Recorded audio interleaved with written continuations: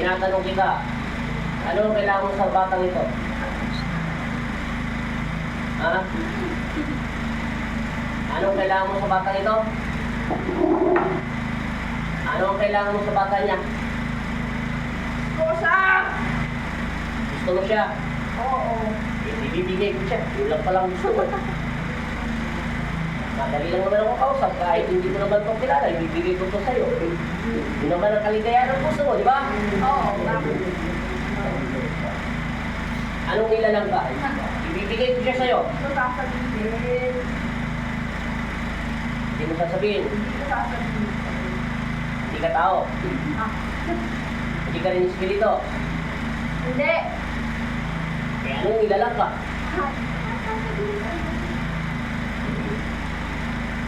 Kung pwede mo bang kalasin yan, Hindi. mahal mo siya. Ganda niya eh. Wala namang anak ng Diyos na pangit. Ikaw lang naman ang pinakapangit dito. Ah! Talagang ayaw mo kalasin. Ayoko nga! Sigurado ka. Oo. Talagang sigurado ka talaga. Oo. Matagal na ang katawan niya. Oo, matagal na. Mga ilang taon na. Matagal na. Basta matagal na. Ikaw ang nagsabi ha? Oo. Oo. Talagang sinabi mo. Oo nga. Sigurado ka talaga. Oo nga. Mahal mo talaga siya. Oo nga. Sige. Ibibigay ko siya sa'yo. Huwag mo nga siya tatanggalin sa akin. Gusto ko ng parang to. Hindi ko nga siya kakalasin. Ibibigay ko nga siya sa'yo na walang alinlangan. Diba, ikaw naman ang Relax ka sabi. lang ha. Relax ka lang. Ha? Ah! Sige. Ayaw mong kalasin. Eh, wala tayong kalasan. Amen. Gusto mo mahal siya? Talaga? Gusto mo ba rin? Gusto mo ba rin? Ha? Gusto mo ba rin? Wala ka. Itaas na dito yung kurente sa kanya. Ano, kakalasin mo hindi? Ha? Kakalasin mo hindi? Ha? Kakalasin mo hindi? Ha? Kakalasin mo hindi? Sa pangalan ng Ama. Ng Anak. At sa Amen. Patuloy ko yan. Para hindi ka sa masundan.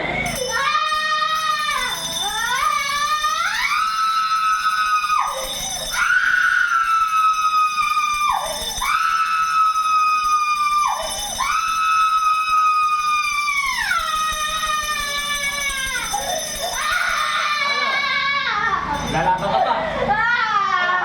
Ikalawang antas pag-meeting ko at naga ng kuryente ang buong katawan niya. Kalasin mo na. Tanggalin mo na. Tanggalin mo na. Gamitin mo yung kamay mo. Kalasin mo yung nilagay mo sa katawan niya. Umiwalay ka. Umiwalay ka hindi. Tanggal.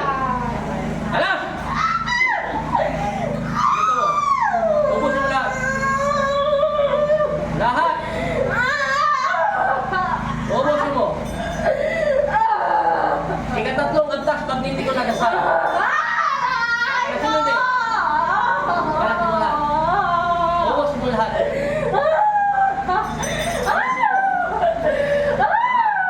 Tanggalin mo lahat.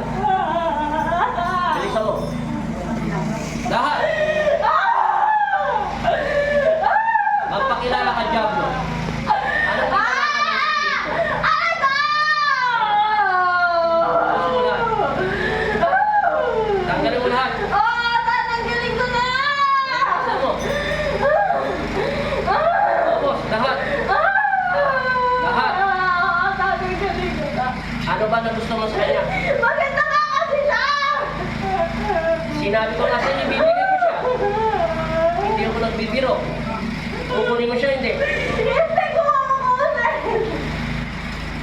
Pag hindi mo siya kailangan siya ng aking Ama. Magkaiba ang uri nyo. Siya ay tao. Nilikha siya ng Diyos. Ikaw, nilikha Tandaan nyo, ikaw, ang amo mo ay nasa. Hindi ako! Ang amo namin at ang aming ama ay nasa kaharian ng aming Diyos. Tama na! Lahat. Bilisan mo.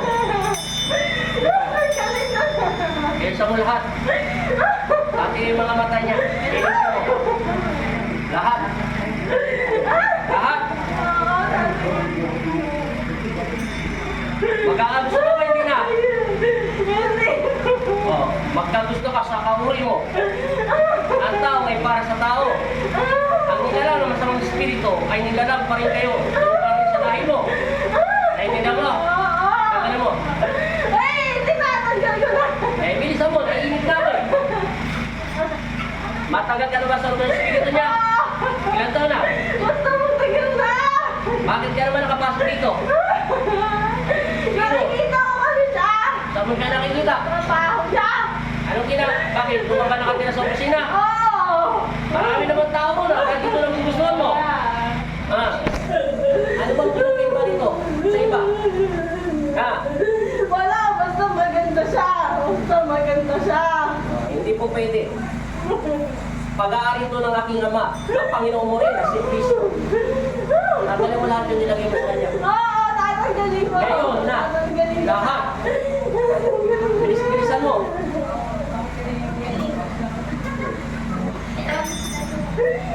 Tinatanggal ko na! Wait lang! Hindi. Tanggalin lahat.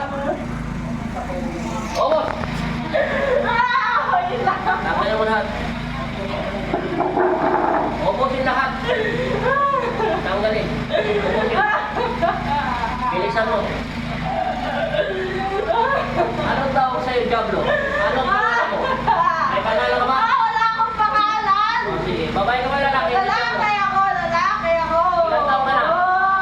Tanong nyo. Matanda na! Matanda na. O, tanggalin mo. Bilisan mo. Bilisan mo lahat. Obos. Ano ba pinaglalagay mo sa katawan niya? Ano nga yung pinaglalagay mo sa katawan niya? Mga bato!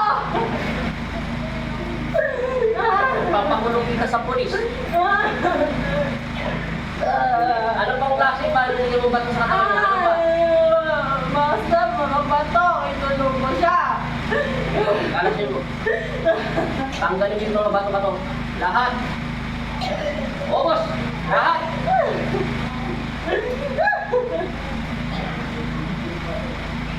Bilis-bilisan mo.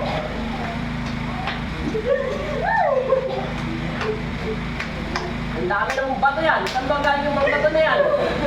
Basta dito sa amin! Saan galing sa inyo? Dito ka sa amin! Saan nga yun? Sa baba! Galing ka bang baba? Okay, palis-palisan mo.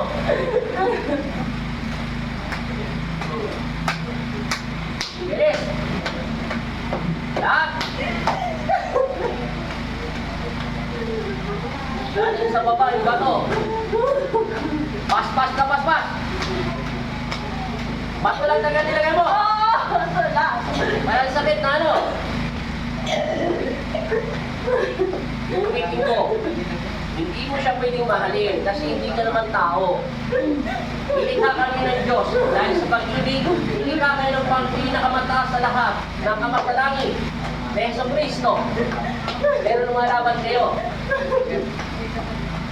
Bumalik ka doon sa amo mo kung saan ka nararapat. Pero bago ka balik yan, palasin mo muna lahat yung pinaglalagay mo. At tumigil ka sa pag-inag sa kanya. Naintindihan mo? Naintindihan mo? Inuutusan kita sa ngalan ng Panginoon Kristo. Pag hindi mo pinalas yan, ako pa rin magkakalas, pero kawawa ka sa akin. Dadalhin kita sa impyerno.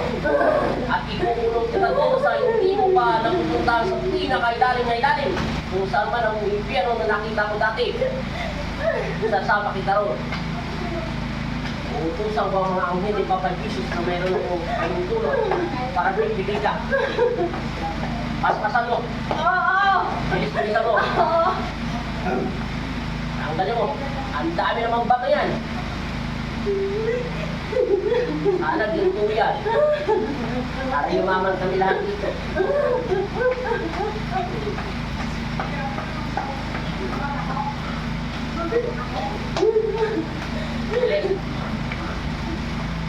Ano? Meron ka wala na? Meron ba? Bakal mo naman magdalas.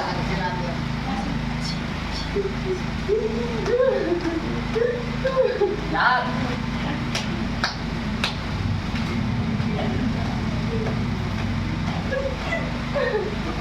Sabi mo na, mahal mo siya. Ibigay ko naman siya sa'yo, ngayon ayaw mo na tanggapin. Mabait naman ako. Kahit hindi ko naman siya kahalo-halo, ibibigay ko talaga ito sa'yo. Yung bulok na espiritu. Papalitan mo ni Papa Jesus ng bago. Ibibigay ko ang laman na marunong sa'yo.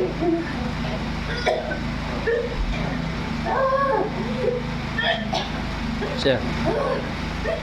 Ano? Meron pa wala na? Isuka mo yan. Sige, isuka mo.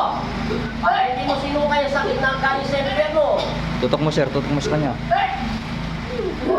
Ilabas mo. Para hindi na sumasakit ang sigmura niya. Para hindi na sumasakit ang uga niya. Wala kang pagmamahal dito, tanda mo. Magkakaroon ka ng pamilya, binibigyan ni Kristo. Hindi ikaw yung lalaki na yun. Ano? Meron pa wala na? Ang kalilas!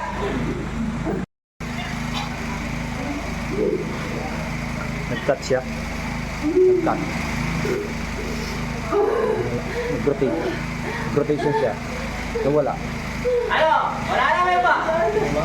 Opo, Wala nakapit. na! Wala na. Ulitin ko, bawal ka manilap sa buhay na tao. Naintindihan mo? Pag-aalis siya ni Heso Kristo. Namatay sa akin. Namatay. Ang tao ay para sa tao. Nagbago. Ang pag-ibig at kapayapaan para kay Heso Kristo. Manahimik ka doon sa amo mo. At doon ka maghasik na lagim. At sabihin mo sa amo mo, tinalo ka ng hampas lupa ng instrumento ng Panginoon Kristo. Bitbitin siya, Eda. Jesus sa sinang. Sa bato ng taglay sa aking puso't kaluluwa. Tinatapong kita sa impyerno sa pangalan ni Heso Kristo.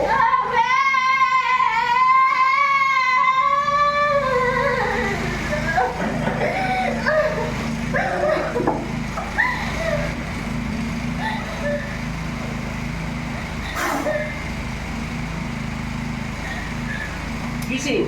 Sabi mo yung Jesus name. Sir, buat, sir. Tulungan mo na Sir, siya. buat, sir. Ano yan? Alaya. Lambot yan. Ang niliw na pa yan. Kailangan niya makainom ng tubig na banal.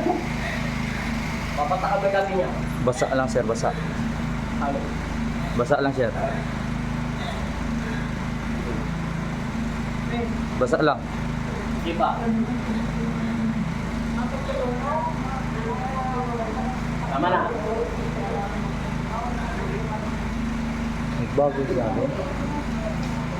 Laps na. Huminga na malalim. Oh. Maligo siya ng pawis.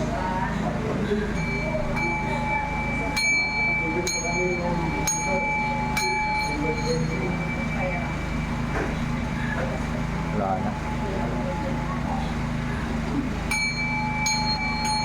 Wala na. Nasasabi ni Magniti ko lang kanina sa akin, ang anak mo may meron siyang dinadamdam na galing sa puso niya. Inigimbig niya lang ito. Hindi ako pwede magkamali. Makinig ka sa akin, ano pangalan mo? Yung totoo, meron kang kinikinig na galing sa puso mo? Sa pamilya mo? Ha? Meron. Nasasabi ni Magniti ko, Papa niya. tapos na yan, iha. Maging manatili ka kay Kristo. Ang importante, nakarating ka sa ating itong araw nito at yung kinalakihan mo, maging totoo ka sa sarili mo, ipagdasal mo na lang. Meron siyang kinikintim na galit, kaya siya napasukan ng Diablo. Hindi papasok ang Diablo, basta-basta sa isang tao, kung wala siyang iniisip at pinagalit ang kanyang, kung wala siyang masyadong iniisip, at kung galit ang kanyang puso, hindi niya pinapakawalan. Kaya nakita siya ron. Kaya siya napapasukan. Kaya kanina paghahawak ko lang sa kamay niya, sinusundan siya ng anilong itim. Tama naman ako, di ba? May sumusunod sa kanya. Kahit saan siya magpunta, sinusundan siya nito. Kasi siya nagpapasok dito. Ang anak mo nagpapasok sa templo ng Diyos. Nagsisimba siya, wala sa puso. Nagpupunta ka sa tahanan ng Diyos na mayroong tanim ng galit ang puso mo. dapat pinapakawalan mo ito. Kaya siya napasukan. Mahina pa siya. Kailangan mo pa siyang turuan maging matatag.